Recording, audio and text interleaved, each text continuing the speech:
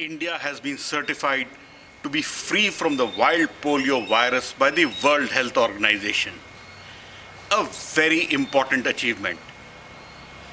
India's eradication or the elimination of the wild polio virus is only the third disease after smallpox and guinea worm that India has been able to eradicate from humans.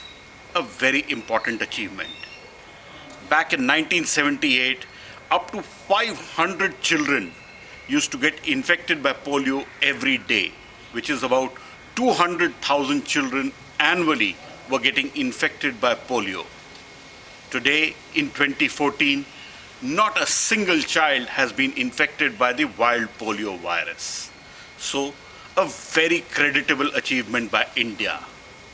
But could this achievement have happened many years ago? Are there lessons to be learned from the past? Many Indian experts believe that India could well have eradicated polio quite a long time ago had Indian expert opinion been adhered to. Indian experts like T. Jacob John, who's a vaccine researcher from the Christian Medical College, had suggested as far back in the 1980s that India can achieve its targets if it listens to its own researchers. India uses the oral polio vaccine, and this was an advice which was given to India by the World Health Organization. The use of the oral polio vaccine has its own problems. While the oral polio vaccine is cheap and easy to administer, but at the same time, it has its own set of problems. It is made up of a live attenuated vaccine, meaning the potency of the virus has been reduced and it has been blunted so that it doesn't cause infection. So it becomes a vaccine. The oral polio vaccine is a live attenuated vaccine.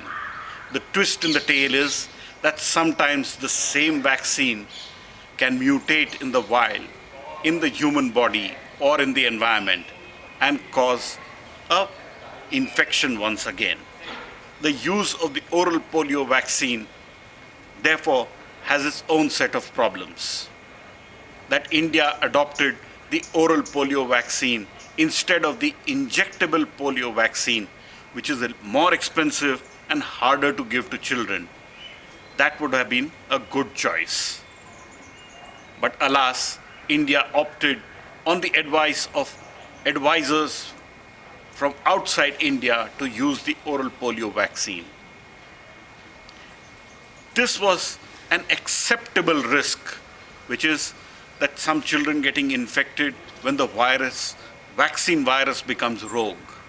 But in times to come, now that the wild polio virus has been eradicated, and now when the oral polio vaccine itself will be eliminated from the program, there could be trouble for the oral polio vaccine.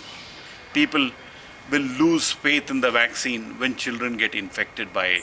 Especially, there will be a period when the oral polio vaccine has been withdrawn and the injectable polio vaccine is still making its entry. There would be a point when children would be vulnerable.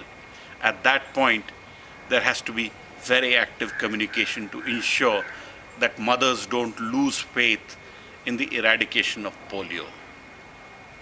The use of the injectable polio vaccine has its own set of history and its own set of issues. India could well have been a leader in manufacture of the injectable polio vaccine. Today, unfortunately, when a couple of years from now, when the injectable polio vaccine has to be used on a large scale in India, according to the diktat of the World Health Organization, India will have to import this vaccine. It so happens that in the 1980s, the maker of the injectable polio vaccine, Jonas Salk, visited India and met Prime Minister Indira Gandhi. And a combination of 4 vaccines was made ready, in which injectable polio vaccine was also a part. And this particular vaccine was to be used on Indians in a big way. But at that point, in 1984, Prime Minister Indira Gandhi was assassinated, and this particular vaccine was shelved. Jacob John, the vaccine researcher from Christian Medical College, Vellore, believes that India could have been using this particular vaccine and could have eradicated polio a long time ago. In the same way, there was a vaccine manufacturing plant which was set up on the outskirts of Delhi, which was to make the injectable polio vaccine. This was part of the mission technology or the technology missions which Sam Pitroda was heading. But at that point, this particular vaccine plant was, for reasons not very scientific, shut down soon after Rajiv Gandhi was assassinated.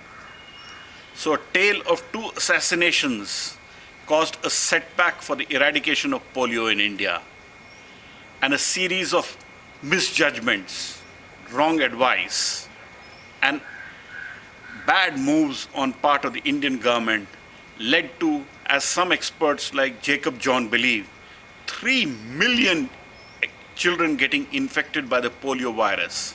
So 3 million crippled children could have been saved had India adopted and listened to the advice of its own experts. A sad lesson, but hopefully some major issues and developments will happen, and these lessons will be taken to heart by the government, especially because in times to come, when India is embarking on a program to eradicate measles, some 66,000 children die of measles every year. And now that India is embarking on a program to eliminate this important killer disease, old lessons can teach Indians how to rely on Indian experts and go forward, rather than just relying on foreign experts who did not have knowledge of the Indian conditions. The battle against polio has been won, but the war is far from over. In these coming months and years, if lessons have not been learned from the past mistakes, there could be serious setbacks. But in this time of jubilation and celebration, when India is celebrating that it has become polio-free, this is no time to say that 3 million children could well have been saved, because all of this will be drowned out.